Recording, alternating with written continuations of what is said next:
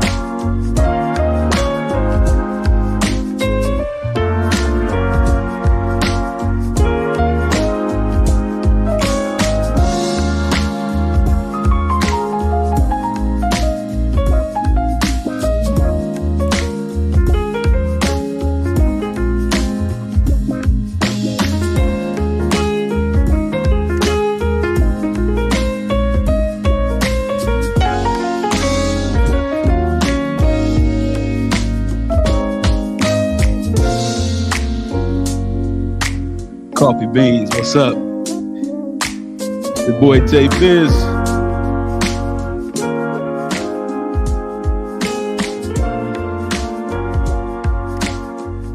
Hey.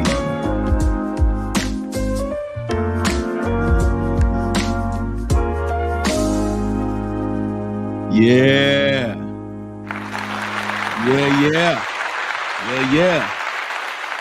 What's up? Good morning. Welcome to Coffee and Conversation with your boy Tay Biz.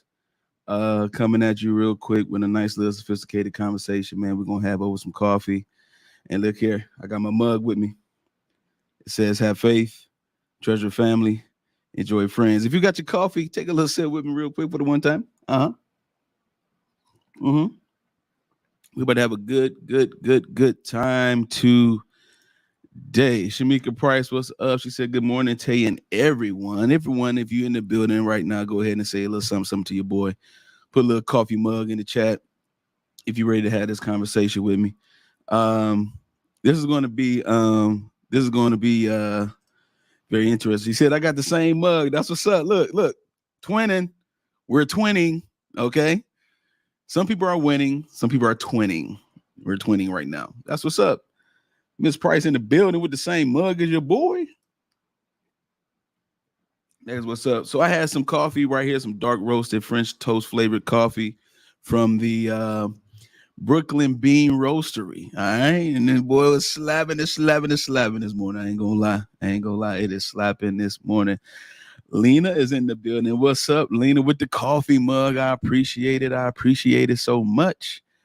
Oh man, it's about to be a good conversation, yo. Very interesting. Go ahead and hit the like button. Let's get the housekeeping out the way. Go ahead and hit that like button, man, and subscribe to the channel if you haven't subscribed to the channel just yet. Share this with someone. Share it on your Facebook page. Share it on your whatever. Just share it, man. Copy the link. Share the show. The Mailroom Network, we're doing some great things, man. We got some good things going on, and we definitely want to continue, man. All right, so without further ado, we're gonna go ahead and get into this particular topic. Dating after divorce. And I put breakups. I want to talk about bad breakups too. So it's, and to bring some type of other perspective as well. But dating after divorce, man, for sure, we're going to definitely deep dive into this. Very, very interesting conversation. I've been privy to have plenty of friends who've been married, and plenty of friends who have been divorced, plenty of friends who are trying to navigate in the space after they get divorced. Excuse me, and things of that nature. And so we're going to deep dive into it. I got some ideas of my own here. And I want to go ahead and explore with you in my thoughts and things of that nature. Because it's a very, very important conversation to have. I think that, the reality is that we are all looking for relationships or a relationship or happiness and love and joy and all these things. We're looking for it. And so when you're looking for these things, it gets a little difficult to navigate in the space when you come from a marriage. Marriage has a certain lifestyle to it, has a certain level of comfort to it, a certain level of safety and security to it. And so when you're married, you have that, you have somebody with you, even if through the ups and the downs and all that kind of good stuff, however the marriage goes, you still have somebody, and so that sense of security can creep up and that's something you operate in. But what happens when all of that is gone, when you don't have that particular cadence with the person anymore? You know what I'm saying? And you go through a divorce and you go through a bad divorce. Some divorces are, mutual, and some divorces are okay, and some involve kids, some doesn't. How do you navigate in the space of the dating culture after you've had marriage, right? And so we're going to deep dive into this, man. So I want to start off with talking about being able to have a healed perspective and a healed approach to dating after you get divorced. The reality is this, and I tell people this all the time. that divorce feels like a death in the family. It feels like death. It feels like you have to grieve the person and they're alive, but you have to grieve almost, have to go through a grieving process in going through a divorce, because there is a loss that takes place, and your loss that you have also has a level of investment that you gave to this one particular person. Um, it's almost like you have to go to a funeral. That's the court. You got to go to the funeral, and the judge has to eulogize your divorce. You know what I'm saying? Like, and your relationship. It kind of feels this way, and so one of the things that I tell people all the time when they're trying to date when they're trying to date having this divorce on them, one thing I tell them all the time is like, the way it feels after you get through the process, it's almost like you have a felony on your record and it never goes away. It's a stain that never goes away. You will never completely be able to forget about your marriage. You'll never completely be able to forget about who you married either. All right. Shout out to Sean Tillman, our moderator. We appreciate you, baby girl. Thank you so much for being on the show, for joining the show. And so this is the thing that we have to understand, is that when you're dating after divorce, when you're trying to date, you're going to have to deprogram. Look, man, I know today is going to be a little different. All right. You're going to have to deprogram. All right. You're going to have to really go through a process that is almost not humanly possible, but you cope to do it. We're going to deep dive into this. The deprogramming process takes time. There's a study that shows that people who try to heal from divorce, normally it takes about a third of the time that they were married to actually heal from it. So if you was married 10 years, it takes you about a good 3, 4, generally speaking. Okay. And so the thing about it is, can you handle all of the process? Can you trust the journey and trust the process before you go out here and date on a serious level? Because once you've been married before and you go into the dating culture, you're looking like this. I don't belong here. You ever said to yourself, like, I'm living in the wrong era? You know what I'm saying? Like, I think I'm living in the wrong era. I should have been born in 1953 or 1967. People say that a lot because they don't resonate with the societal structure and societal norms of the modern society. So there's a deprogramming process that to take place from having a married experience to now being divorced, single. Even if you made the decision to get the divorce, you still go through a process. You go through a process. All right. And the process of healing and the process of trying to get through it. I appreciate these amens. The process of healing and the process of getting through it it's going to take some rigorous work. Like, you're going to have to do the work. All right. You're going to have to grieve in a healthy way. It's hard to grieve in a healthy way with someone that is still alive and that you was married to. You had an entire real relationship with this person. You went through ups, downs. They know your secrets. They know your flaws. They know all this. You invested your time. You went from dating them to courting to marriage. You did the whole steps and all this kind of stuff. And then there's a breakdown in the marriage. And all of a sudden you got to figure out a way to live without that lifestyle and that person. We're talking about deprogramming. Okay. A person who tries to act like one of the things that people do that's so, that is so like backwards to me is that they have something called divorce parties.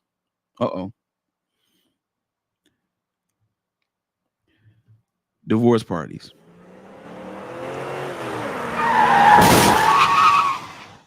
All right.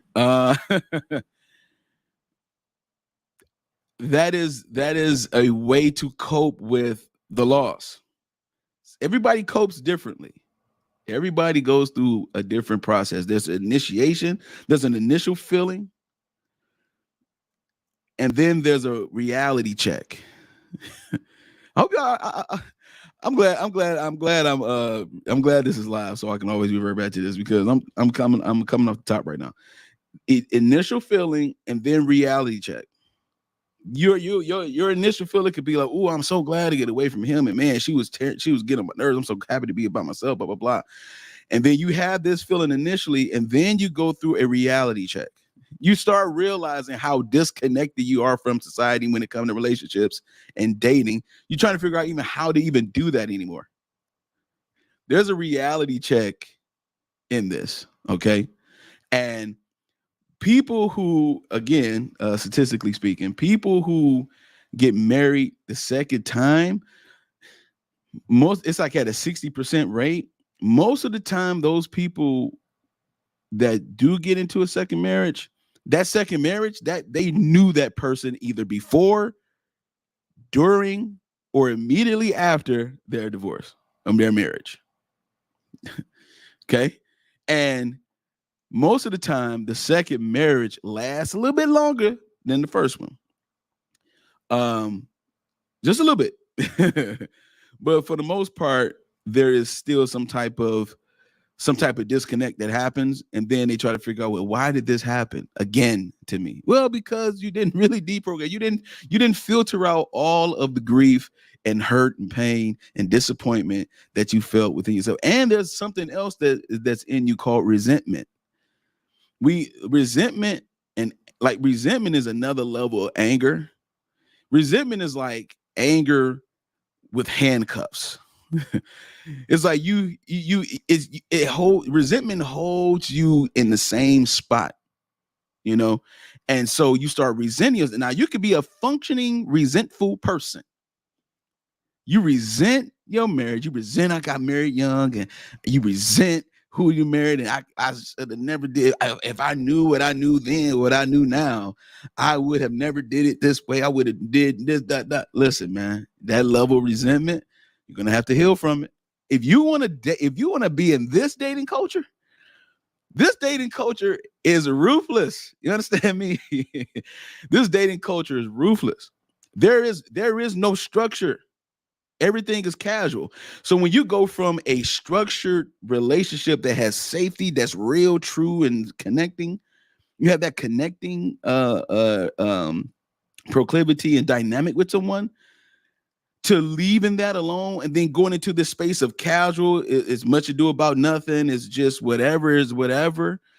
No standards, no actual belief system in anything, no nothing. You're going to have a hard time trying to mentally reprogram yourself if you don't first deprogram yourself. Put a coffee mug in the chat if I'm doing some work for you. All right. Put a coffee mug in the chat if I'm doing some work for you, man. I'm feeling good right now. All right, so I want to go ahead and talk about what I call the willing and ready list. This is something that I came up with when I was going through my own process, and then also talking to other people with their processes as well. Appreciate it, Lena. Appreciate it, Lena, with the coffee mug. Appreciate it, baby girl. Sean Tillman, appreciate you. This is the willing and ready list. So there are 3 particular questions that a person who has been married and now divorced and trying to date in this culture. There are 3 questions, important questions that you can start off with to really figure out where you are. Because the thing about it is, Shamika Price in the building, appreciate you, baby. The thing about it is that in order for you to navigate through the space of the dating culture, you have to be able to navigate within your own self. You have to figure out what happened, what went wrong, and where you contributed to this particular thing. Because at the end of the day, divorce is mutual. Blame can go. It can go mutual. It's no just one thing, because there are happy and good times. So you can't just say all the times is bad unless you married a serial deletion person. I can't say the K word because I don't want them to I don't want them to strike you, boy. But unless you married the most evil person in the world, you had some good times with your ex. I mean, just keep it a bean. You had some good times with your ex. You enjoyed them at a certain point. You loved them at a certain point. You was feeling them at a certain point. They meant everything to you. And even when you go through a divorce, they still mean everything to you to a certain degree. You have to try to, again, deprogram yourself from feeling the natural feeling you're supposed to be feeling in the first place for this one person that you said I do to. All of that, you're going to have to ask yourself some key questions that can help you start off with trying to figure out where you are. I call it the willing and ready list. Number one question. Are you willing and ready to share your time? Are you willing and ready to share your time with someone? Do you really want to go through the process of the first date, and spending time with somebody and getting to know them and trying to get close and trying to see where you connect and figure that out and take it day by day, step by step? And are you willing to do that? Are you ready to do that? And are you ready to do that from a space where you have deprogrammed? See, this is why we're talking about deprogramming right now. And this is why we're talking about the healed perspective and the healed approach. Because if you just say, yeah, I'm willing and ready because you just want to get over what you went through, you're not ready. You're not ready. You have coached yourself to think that you are ready. So that way you can have something to fill the void that you still feel. Are you willing and ready to really share your time with someone? Are you? Are you ready? And number two, are you ready and willing or willing and ready to share your space?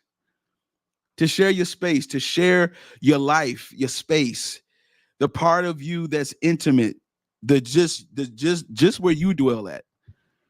Your actual space, the things that mean a lot to you, are you ready to share those things?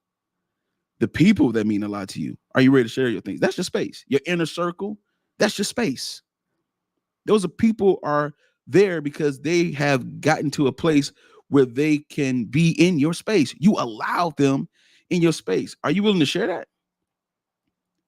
Are you ready to allow someone to be in your space and actually build a relationship with them in a more intimate and healthy way?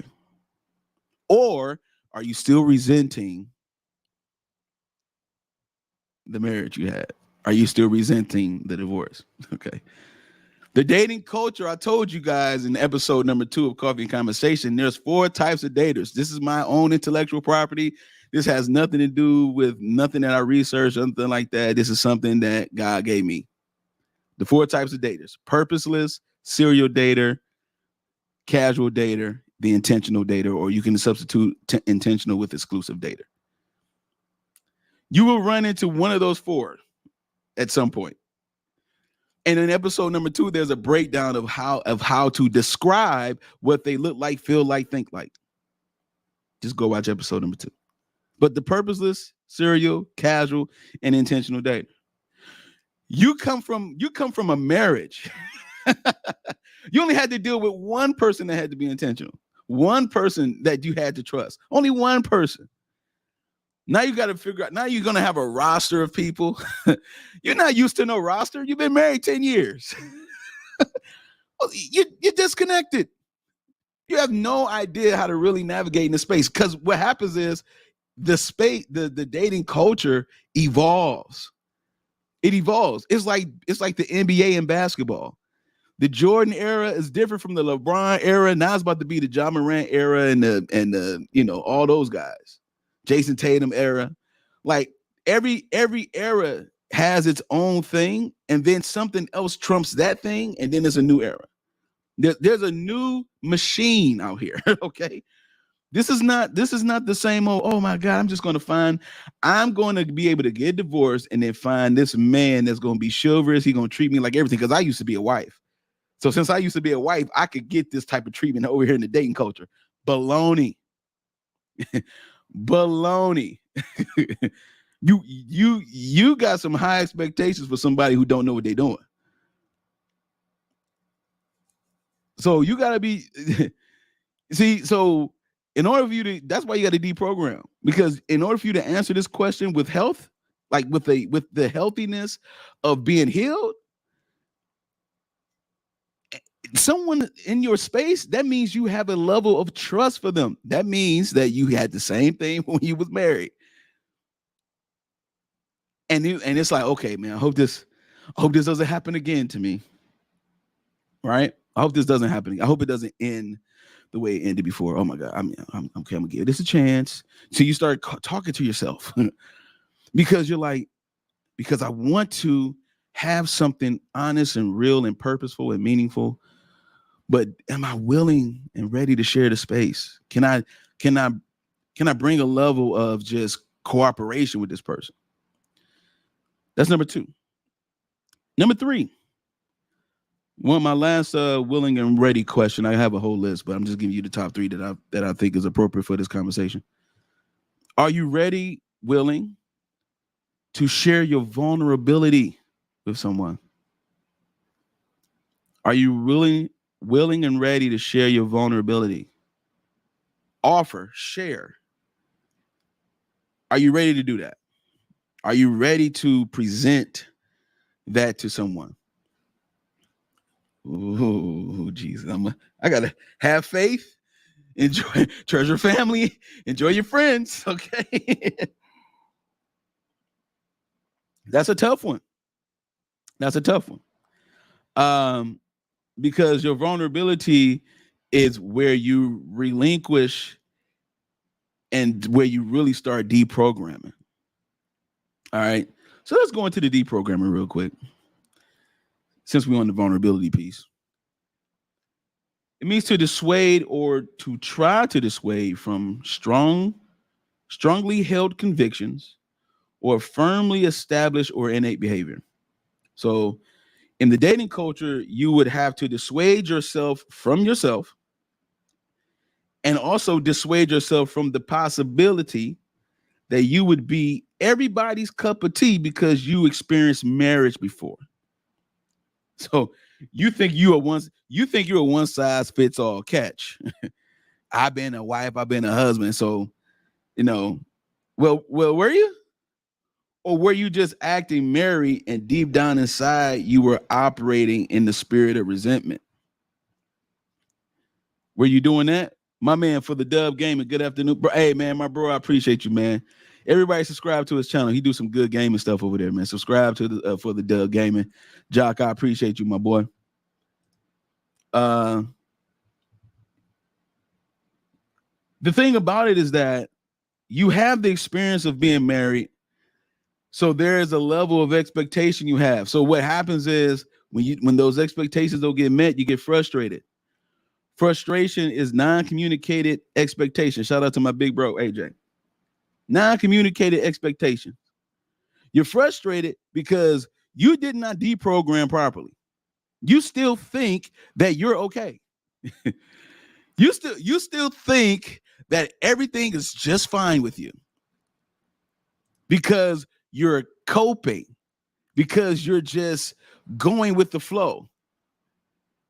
And because you're going with the flow, my man, Mr. Bibble, shout out to you, my boy. Appreciate you, man. Appreciate you, baby. Subscribe to this channel too, y'all. I mean, these brothers are good brothers, man. I appreciate y'all, man. You think nothing wrong with you. You think because you operating, you smiling, and you able to get through a date with somebody that you healed. You're not. You are still mad at your ex-husband, at your ex-wife. You haven't, because you're just trying to immediately replace your ex with someone because you have a void to try to fill. This is the reason why when you're divorced, especially and fellas, all the ex-husbands out there, the felony piece that I talked about, the way divorce looks, really refers to us because automatically we cheated, all of us. It no matter who you meet, no matter how much work no matter what happened in your marriage, you the one cheated. If you tell a woman, you go out on a date, you tell a woman, you know, I got divorced and that. Oh, so you cheated? You look like a cheater. And it's like, dang, I wonder if I had on a suit and I was a lawyer and I had a Rolex on and a Benz, would I look like a cheater then? Or would I look like an opportunity?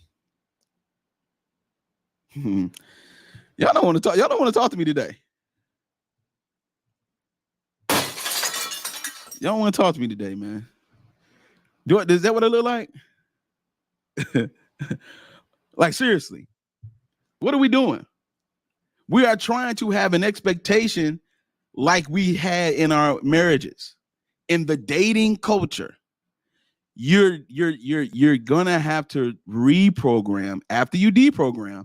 You're gonna have to reprogram your entire mindset. Because I'm gonna tell you something right now. In the dating culture, nobody cares. They don't care about how you feel. They don't care about nobody. They don't. They're like, dang, man, here she go talking about her ex again. Or here he go always talking about his ex again. He always talking about his ex again. Lena said, and when it's reversed, women ask the question, what did he do? Exactly. So it's like at the end of the day, it's like, do you have the ability? Do you have the healthy approach to date after you get divorced? Here's another question. Do you have enough patience for the potential disappointment in dating after divorce? You might not get the outcome you wanted with a specific person that you're interested in. You may not be what they want. Are you open to the idea that you may have to change in order to receive the outcome that you want? This is for my people that say he's gonna have to just take me for who I am, or she gonna have to just accept me for who I am. No, that's what's wrong with you now. Who you are is the reason why you got divorced.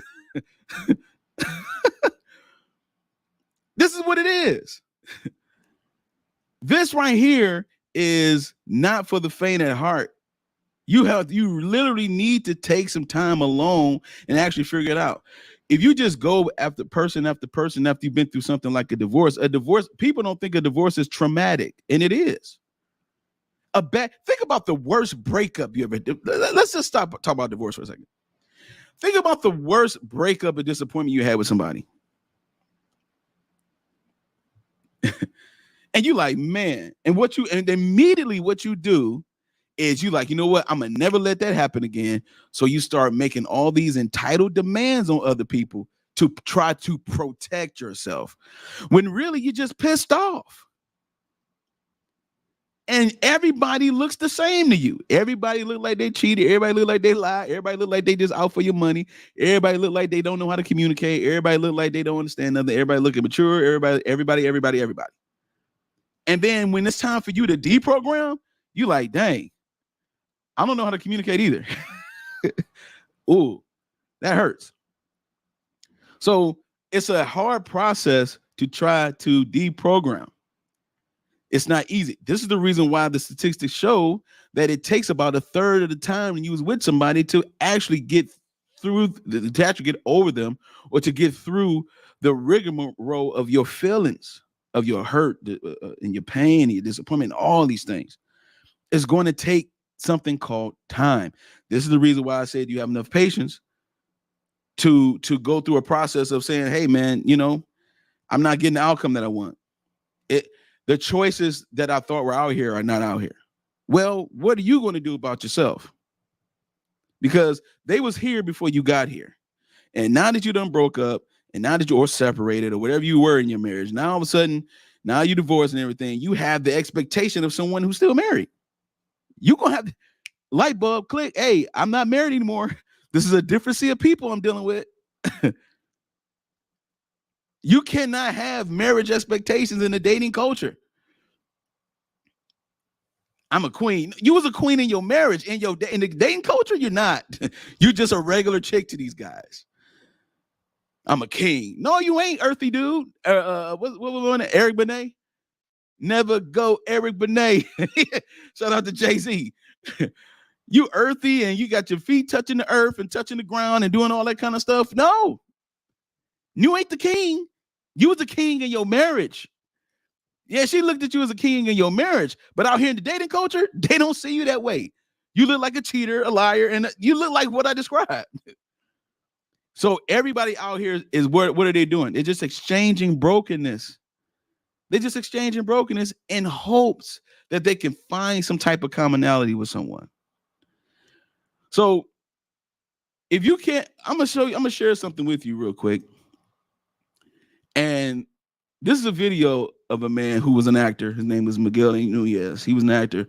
If you're not familiar with Joanna Man, he was Joanna Man back in the day. It was like a little cult classic back in the day. And a woman asked him about how men feel about divorce. And this is what he said. I want to share this video with you real quick. No, because I feel like we always talk about like how divorce affects women, but we don't talk about how it affects men. It affects men the exact same way. I have 3 or 4 friends, some top name. I'm not even gonna bring their names into it. A-list celebrity and big friends, regular friends.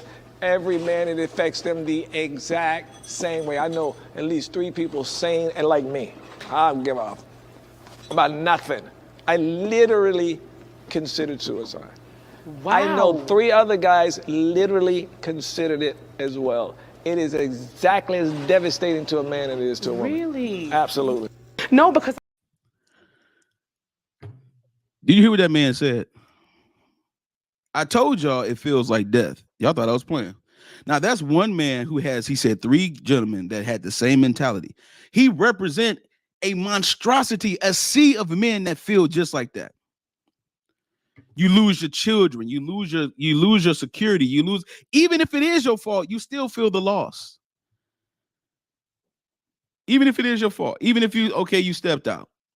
You know how many marriages where women step out too and they just don't say nothing? Hey, I'm not letting nobody off the hook today. Y'all might not like me today. It really don't matter to me. Y'all cheat at the same rate, almost less than men.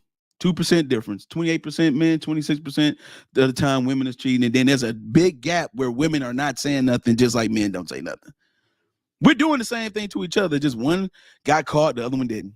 And as soon as you get caught, they try to throw the book at you. They try to throw everything at you, but at the same time, they did the same thing. Hypocrite. That's what it is. You're being a hypocrite.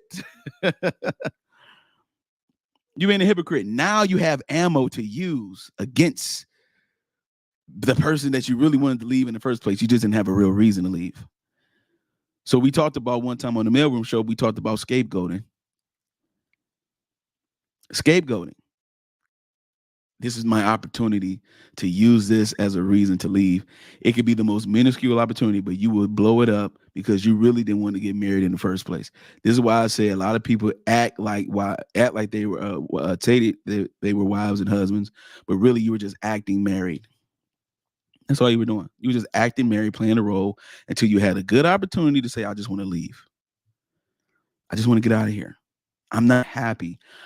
I should have dated more.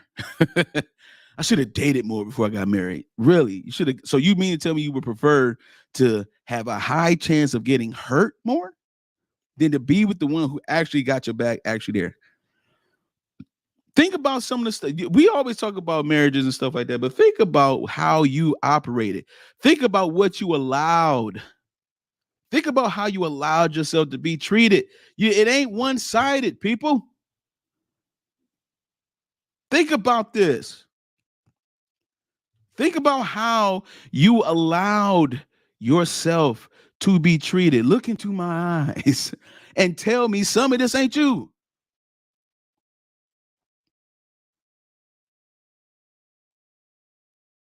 So we have to deprogram. I'm telling you, we all have to go through this. I've been divorced for a long time. Trust me. We have to go through this.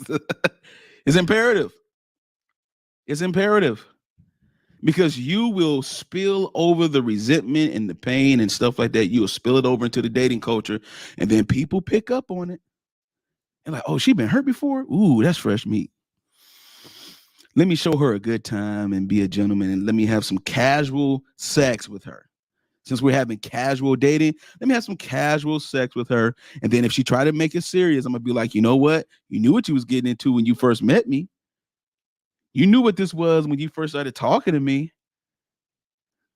Oh, how many times have we said that, ladies and gentlemen? Gaslight, scapegoat, because you're still hurt. If I'm talking to anybody today, put a coffee mug in the chat. The chat is quiet, man. The chat done got quiet on you, boy, dog. Put a coffee mug in the chat. I don't know if I'm doing well or what. Kyla Johnson said facts. So the thing about it is this, is that we have to, she said a lot. Yeah. We have to get to the place where we start taking some responsibility, some accountability. My man said coffee. Appreciate your bibbles. Some accountability. Accountability, consequence comes with accountability. When you take accountability to something, you pay the consequence. And this is what happens in the beginning. You think you're happier away. Then later on down the line, the reality check comes and you realize you're not as happy with yourself as you thought you was in your marriage. Now that you divorced and you thought you was happy, you threw your divorce party and everything, but you still at night crying alone. And you're trying to date with the expectation that you should be treated a certain way because you have the marriage experience. It doesn't work that way. So how do you navigate in the space? Be intentional with yourself first. Deprogram. Dissuade yourself from thinking that you had the answer, that you was the only one that was right. Listen, you're going to have to swallow that pill at some point. Because the reality is this, is that you played a part just like he did. And brother, you played a part just like she did. The breakdown first starts in the communication. The communication skill takes a hit because of the expectation. You got to communicate your expectations in a relationship. So when you are here dating and you divorce, you got to make sure that you don't smell like pain and smell like resentment. You got to make sure you put your stuff on the inside, right? Ladies, when you get ready for a date, what you do? You get prepared. You take your shower. You make sure you get yourself together. You put your thing on, you know what I'm saying? You make sure that you have your lotion on. You make sure you try to pick the right outfit. You got 2 or 3 outfits to pick from. Then you try to any, meeny, miny, mo, which one I'm gonna wear. I'm gonna eliminate that one. Okay, then this one and this one. Which one? Then you might even get the opinion. If you got kids, you might ask your kids, what you think? The blue one or the red one? You go through that whole thing. Why? Just to get a free meal? No, you're not doing that because of that. You're really doing it because you hope you can get a connection with somebody so that way you can have that feeling of security again. When that moment you felt secure, I was having a conversation. Listen, I had a conversation with someone and I was telling them about the first time I saw my ex-wife, the first time I saw her. And I described to her how I fell in love with her when I saw her, and I had no ill will about that. The conversation then had no ill will to it. After that, I let it sit right there because that is the truth. When you heal from something, you can talk about it with no problem. And then you talk about it in a way where it's like, you know what, I ain't about to expose nobody. I'm good. It's all good. It happened. It is what it is, I don't have to prove myself to anyone. So then what happens is we start becoming the thing we don't want to be. We start having multiple people we date, multiple people we talk to, and we start saying things like, oh, I got all these options. I got a lot of people that like me. I got plenty of people that like me, but I just don't want nothing to do with them. Whatever. It's baloney. There is a my therapist, when we did Coffee Conversation episode number 3 to my therapist, shout out Dr. Kelvin Banks, he talked about the conscious, the subconscious, and the super subconscious. That's the place where resentment stays dormant. That's the place where the bitterness sits. It sits in the super sub. It's like the thought of something that reminds you of someone and it just immediately makes you feel a certain way. You're still triggered. You're trying to date and navigate in this space from a divorce, from the most meaningful relationship you could possibly have, which is marriage.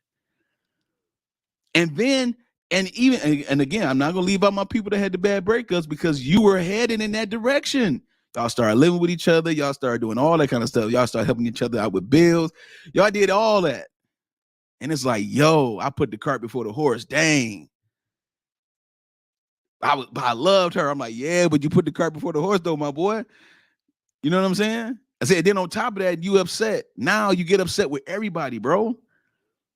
You get upset with everything. Every little thing bothers you now because of the expectations you had and the outcome you didn't get.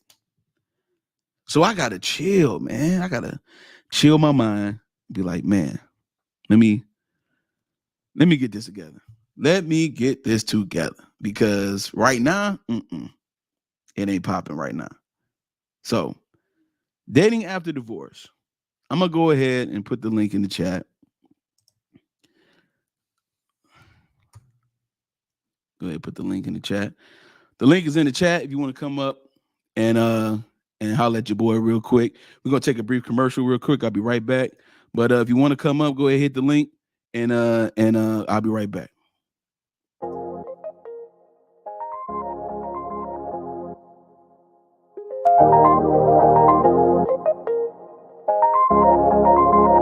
Today, but you know how it is. You know, we gonna talk from our perspective and our lovely male carriers. We know y'all gonna be tapping in, so I think we're gonna have a good show today, man. What y'all think?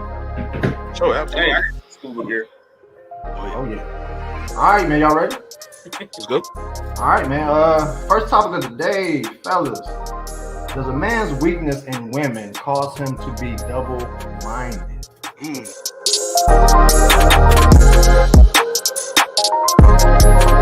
Relationship to move forward, that person is going to over process and overthink as well. So there's procrastination. So it shows up in different forms of personalities. And anybody that's watching, you one of them four personality types? Oh, for sure. Procrastinating somewhere.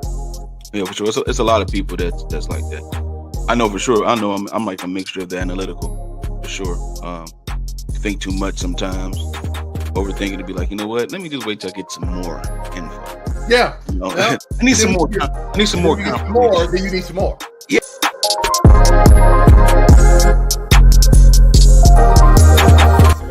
Are people asking you, are you strong and independent?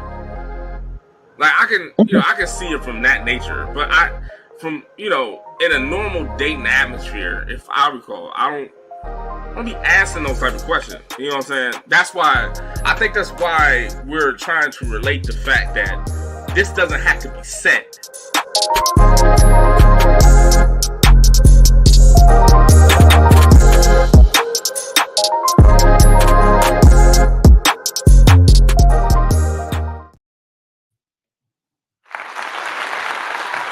The Mailroom Network. We have plenty of shows for you. Plenty of shows. We got the Mailroom Show every Sunday, 5:30. And we also have Coffee Conversation at 11:30 every Saturday. The final episode is in a couple weeks for the Mailroom Show. This episode number 19 coming up, but season 2 of the Mailroom Show is coming to an end soon. So make sure you tune in, man. And we got a special announcement for you as well. Also, Coffee Conversation will still be going on every Saturday at 11:30. We do have Mailroom After Dark. We will let you know when we do that again. And also, we have our videos, clips, and things of that nature as well. So, man, like, subscribe, and share this with your people, man. So I put the link in the chat to so if you wanted to come up and have a conversation with me. Also, Lena said to what I said earlier, that and you bring those expectations to the next relationship, which is unfair to that person. That's facts. We talked about how the expectation that you had in your marriage before you got divorced and how you carry those expectations and you try to bring them to the dating culture, it ain't gonna happen. All that I was a husband before and all that I was a wife before, nobody cares. They're like, okay, and your resume is not updated, so you're not qualified for the job. You know what I'm saying? So the dating culture has this thing, again, the 4 types: the purposeless, the serial, the casual, and the intentional. Excuse me. And a lot of times when you run into those persons, if you're looking for something meaningful, you will, if you haven't deprogrammed like we talked about, and dissuaded yourself from all the things that you think works, then you will not be able to discern how they look. They all look similar or the same. You know, those sweet nothings that a man or a woman would give you. You know what I'm saying? It's like, really? You still believe those? You still believe those sweet nothings? So that's something that we do need to talk about a little bit more often. I'm gonna break down the video that Miguel A. Nunez had that I talked about. He said he literally thought about deleting himself, and because of the loss, the pain of the loss is real. You can't skate through it. One of the things about the triggers that we have, which is anxiety. I don't know if a lot of people go through anxiety, but if you do, you don't have to put don't put a one in the chat, nothing like that, but just hear me out. One of the things about having anxiety is that there is a part of you that start downplaying the trauma. No, it's cool. No, it's all right. No, it ain't that bad. It's cool. And you're just as scared little boy and girl like you was when you was a little boy and girl. Deep down inside, you start downplaying some of those things, and so you can't. That's one of the things you can't do when you're going through a divorce. You're trying to date after you've been through a divorce. Downplaying what you see and what you experience, you can't do it. You can't. Don't down. If it reminds you of the trauma, you go back and figure it out. Go back and get the healing that you need, because I'm telling you, you're going to repeat the cycle. It's a revolving door mentality. You're going to repeat the cycle. You're going to start making the same mistakes, and then you're going to be committed to the idea of someone instead of being committed to that person. Man, put a fire in the chat if your boy's speaking. I'm trying to. Yo, man, I don't know what's going on right now, but it's like so many things is coming to me right now. But you're committed to the idea, the concept. You ever seen the concept car?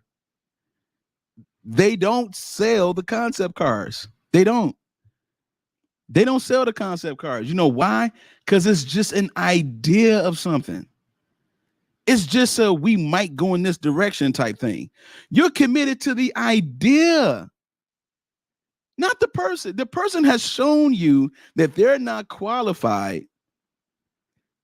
And you're like, but you're just making excuses for it because you have a deprogram, because you have an expectation of something, because you used to be a wife before, you used to be a husband before. You don't get those same privileges over here in the dating culture. You don't get that same privilege. You had them already. Why didn't you just work it out? What was it? If it was an actual boundary where it has something to do with either infidelity or physical abuse or things like that, okay, good. That's what's up. That's go ahead and leave. Leave though, but actually leave. Don't stick around for that. Why are you sticking around? Okay, this ain't no irreconcilable difference situation I'm talking about. I'm talking about you had a real reason to divorce. Infidelity is a real reason to divorce, even though it's the most forgivable thing. It's the most forgivable thing in a marriage. A lot of, and I'm telling you, it's forgivable. Some people still operate after they've cheated on each other. Okay, but infidelity is a reason to divorce. Physical abuse is a reason to divorce. Those two are top two to me. For me, you get the hell out of Dodge when that happens. Okay. This irreconcilable difference bullcrap, I'm sick of it. You leave for those, you leaving? Okay, leave for those reasons. I got you. But if you leaving just because you wasn't happy no more, you leaving because you should have dated more. You leaving because you just didn't want to be married anymore. And you come in here to the dating culture and you try to give somebody that BS about the fact that you was married before, you was a wife or a husband. Don't nobody care? Not in the dating culture. They don't care. They're like, so why you leave? Oh, he was a narcissist. Okay, sure. Man, she didn't clean up. She didn't clean up. The communication. It's like if you like the communication needs some compromise in it. It needs some understanding. It needs to be clear. It needs to be concise, precise. It needs to have structure to it. And you need to be willing to stay together. Be committed to each other. If it gets unbearable, I understand it. Listen, I understand. I've been married and divorced. I get it. If it's unbearable, it's unbearable. I get that. But the expectations of marriage in the dating culture, you can't do it. That whole thing about you was married before, they're like, so you should need to stay with your husband. You should just stay with your wife. And no one is coming over here to massage you. None. So if you're dating, you're going to be dating a certain type of people, certain type of persons. Now, when you navigate in the space in a healed way and you start understanding how to find what it is, how to look for what it is, because the men should pursue a woman. If you're going to pursue a woman, pursue her. Don't chase her, though. Ain't nobody chasing chicks now. Let's keep it a bean. You know what I'm saying? I don't tell dudes, man, chase chicks. No, you don't chase no one. You can pursue a woman. Yes, there's a difference. When you pursue a woman, you're being intentional about some longevity. You probably in the part when you pursue, you're really going for the courting thing. That's pursuing. Chasing a chick, mean you just trying to get a notch under your belt. Nah, because you're gonna have to. You're gonna have to always display how much money you make. You're gonna have to always talk about yourself, and they just using you, bruh. There are some women out here that would just use men. Don't get it twisted. They know the game too. They come from the same hood you come from, my boy. So don't act like you got the game sold up on lock. No, you haven't met your match yet. You haven't met your match yet. Yeah, but getting back to, let's get refocused. Let me get refocused. Getting back to the matter at hand, your expectations should not be on the marriage level if you're dating after you got divorced. So how do I get healed, Tay? Man, how do I get healed? What should I do? You gotta, oh man, this is it right here. Sometimes it's hard to forgive them for cheating, especially if it's happened a numerous amount of times or if they had a child outside of the marriage. Why did it happen a numerous amount of times? The first time is enough times, but we're going to get to that in a minute. But the word forgive, she said it's hard sometimes to forget. I appreciate this comment. Sometimes it's hard to forget. You got to start right there. You got to learn how to forgive. You got to make a decision to forgive. First, you got to forgive yourself for allowing things to happen. Nothing should happen to you constantly that you don't allow. If you don't allow it, then that's called force. No one likes to be forced to do anything. If you are allowing something to happen to you, there is something that you need to navigate within yourself to figure out, why am I letting this happen? We talked about the lessons in dating in the last show. That is the lesson. Why did I allow this to happen? What type of time was I on when I allowed this to happen? And why did it fester? Why did it grow? There's the reality of it is this. Just like we grow as individuals and humans and people, there are things inside of us that are so toxic, it grows with us. They're called tumors. And I don't know about you guys, but I've seen tumors before where a surgeon has to come out and open up the tumor and figure out what's in it. And it be all kind of stuff. It grows. It has teeth, hair, veins, all kind of stuff. Your toxicity can grow with you. The bitterness, the pain, the hurt, the resentment, all of that can grow with you if you don't seek the help. If you don't know what to do, find somebody who does. Find someone who can help you how to navigate in the space. Healing, this is exactly what I'm saying. Healing is a process. And sometimes in the process, you need help. And you got to stay committed to the process. You need help. Seek some help about it. You got to, because the forgiveness part is going to be a hard thing, especially forgiving yourself, because you had an expectation about yourself. And that expectation you had about yourself, you did not communicate that to the partner that you was with. And so they did everything against what you expected. And now all of a sudden, it's like, wow. How did this happen? Why did this happen? Okay, another question would be, what did you allow to happen? Tell me what you allowed to happen, and then what you allowed, we can trace it back to why you allowed it. Your trigger is traced to your trauma. If you go back, if you Hansel and Gretel this thing, if you go back to it, if you follow those breadcrumbs, it'll lead you to where it started. I don't feel nobody ever listens to me.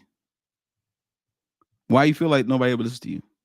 Because when I was a kid, they always told me to shut up, don't say nothing, all that kind of stuff. I see it goes back there.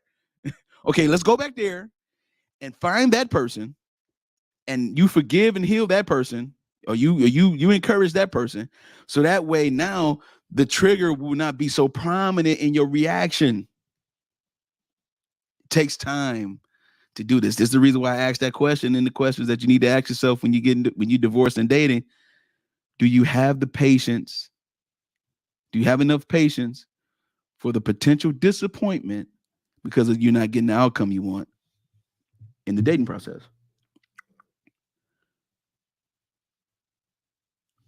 Do you have the patience? Do you have enough understanding to say, you know what? Man, it might be me. Let me regroup. You know, every basketball team has a time. They have a timeout. They play the game, and then all of a sudden it's like they get a little tired, they get a little frustrated. They didn't fulfill this play, they didn't make this play work. They're like, you know what? We need a timeout. Who do they go to? They go to the coach. They don't coach themselves. They haven't gotten to that place yet. Now, some players do because they're veterans. They know the game. They study the game. Like a Draymond Green or LeBron James, or even when Michael Jordan was in the Michael Jordan era, like these guys were student teachers. They were player coaches. They knew the game. Hey, man, you go to that wing, go to that spot, I got you. We try to coach ourselves, and we tired and hurt. You have to heal your inner child to be a healed adult. That's facts. That is 100% facts right there. That's 100% facts right there. I got the panel. I got the link still open. If y'all want to come up, man, we could talk about this. I mean, I have no problem with opening. The panel is open, man. I'm gonna have it open for a little bit. But yeah, this is the reality of it. So once you get through the healing process of divorce, the disappointment, things of that nature, and also forgiving yourself for what you allowed, for what you also participated in, because there's some people who have had marriages where they allowed threesomes and they allowed polygamy, they allow all kind of craziness in their marriage, and then they expect their spouses not to cheat and not to. You sound about crazy. We was doing this together. No, you invited the infidelity in your marriage, and all of a sudden you mad because they went out and did it themselves. You need to heal. There's a healing that needs to take place for sure. Why would you allow that type of perversion in your marriage? Why? And then expect commitment, expect 100% integrity. You have already laced it with something. That ain't a drink, that's laced. You laced your drink yourself. And then you wonder why you got yourself knocked out. Then you wonder why you can't find out where you're at the next day when you wake up from being drunk and being laced up, because you laced yourself. You roofied your own drink, and now you're trying to figure out why something happened to you. You did it. So there's the accountability. That's the responsibility we have to accept. Like, we laced our own stuff. There's a part of us that have to deal with that. And then there's some things that actually happened to you where you was invested, where you really was taking the time in this relationship, even if it wasn't necessarily a marriage, but you still was very, very involved. You were courting, you were headed in that direction. You were definitely invested. And then you like, well, what is it? Why did that? What? Then you found this great disappointment, even in the investment that you did. The return on your investment was a loss. And then you like, man, you know what? I ain't gonna never let this happen to me again. I ain't gonna never let this happen again. Libra men is terrible. Scorpio women is this. And then they start posting stuff like that. And it's just hurt after hurt after hurt after hurt, brokenness after brokenness after brokenness after brokenness. And then we're trying to find some type of common ground in the dating culture while we have been through a divorce. Again, my man said he wanted to delete himself. That's how it feels. That's what he said. And he knows several men that feel the same way. And those men know several men. And those several men know several more men. No, he didn't have no divorce party. He didn't get a party bus and say, hey fellas, we gonna get some women and we gonna get some strippers. We gonna have this divorce party. We gonna pop bottles. Nah, man. Nah, that ain't how you don't celebrate brokenness. You don't celebrate devastation. Again, life happens. Yes, things can happen. I'm not telling people to just stay in marriages they're not happy yet. No. If you can work it out, work it out. Exhaust all the options. But if you exhausted those options and you have to do what you got to do, I understand. I understand that. You just got to remember when you get on this side of it, the expectations are going to have to be a little bit less. Slow them down. Expect certain things when you're supposed to. Once you've communicated your expectations, you won't get frustrated. You won't get frustrated because if the person if you communicate your expectation to someone and they grant that and they reciprocate the fulfillment of that, that's what's up. Even if you communicate to someone and they reciprocate the fact that they don't care about it, that's fine. I just don't have to deal with you anymore. I'm good. You know what? I'm fine. The boundary that I set, you didn't respect it. It's cool. So I'm good. But other than that, no. See, now because you learn from before. See, once you reprogram, you learn from before that, okay, these are the boundaries I have to set for myself and for others. So now I know when I navigate in this space that I don't have to stay longer than I'm supposed to. I know how to remove myself from things now. That's a very, very important thing, to remove yourself from situations without any anger, bitterness, or being irrational or having any type of anything negative. Like you just move right along, because when you move right along, hey, you be better off. You be better off. Lena says, but communicate at the beginning of the relationship, not when it's already breaking your boundaries. Exactly. That's a good point. Not when it's already breaking your boundary, then all of a sudden you want to be like, you know what? I said, like, no, you got to say it in the beginning. This is the reason why when you're dating, those are my people that's been divorced and that's trying to date. When you're dating and you have those dinner dates, those coffee dates, those are very, very important times. It ain't the 5-star restaurant. He picked you up in a limousine, took you out, made you feel special, gave you flowers, cards, and candy. Oh, I'm fortunate to have you, girl. I mean, he's singing to you and everything, serenading you the whole night. That ain't, no. The most important dates are the ones where it's intimate, quiet. It's just you and that person, just you and him, you and her, or whatever case may be. If the fella's out here dating, and it's a coffee date, and it's like, you know what? I just want to have a conversation with you, get to know you. Boom. Those are very, very important times. Sitting by the water, just having a coffee. Sitting by the water, chilling, or just meeting up somewhere, having those type of things. That's very, very important. So those are the times where you can communicate where you at, who you are. That's why I said those 3 questions are very important. Are the willing and ready list. Are you willing and ready to share your time? Are you ready to share your time? Are you ready to be like, are you ready to make time for what it is that you really want? Or are you still occupied in something else? And then are you willing and ready to share your space? Are you ready to invite people into your inner circle, your innermost parts of your space? Are you ready to do that? And are you ready to share your vulnerability? Are you ready to be open? Are you ready to show a level of weakness and still remain strong enough to be like, you know what? Just in case this don't work out and stuff like that, boom, I know how to remove myself. Or are you still trying to protect yourself in a negative way because you don't want to get hurt again? So you're trying to duplicate what somebody did to you. You're trying to duplicate it now because you try to protect yourself. Baloney. It's all baloney. The dating after divorce is going to take some time to really do it the right way. those that really want an outcome, it's going to take some time to get through it. It's going to take some time. You're not going to be able to navigate in that space in a good way if you're still resentful, if you're still hurt, if you're still disappointed, and all those kind of things. That's fine. The healing process allows you to be able to soothe that pain. See, one thing about healing is that it goes through a process, it goes through a sense of time, but the scars are still there. The scar may still be there, but the pain is gone. You learn from that scar. That when you look at that scar, you're like, man, that right there, I won't let that happen again. But I don't feel the pain from it though. You know what I'm saying?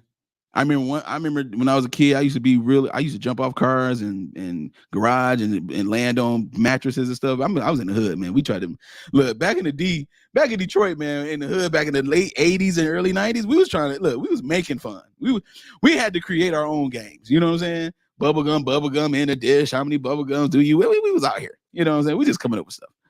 And one of the things that I remember as a kid is that I remember one time I was on the hood of my uncle's car, and I was jumping off his car back and forth, climbing up, jumping off. And one time a piece of wood got stuck in my leg. I'm like, dang. And I mean, it was hurting so bad to the point where it had a hole in my leg. And moms had to get the wood out, all the kind of stuff, put the peroxide on it, heal it up, man, cover it up with Neosporin, blah, blah, blah, all the kind of stuff.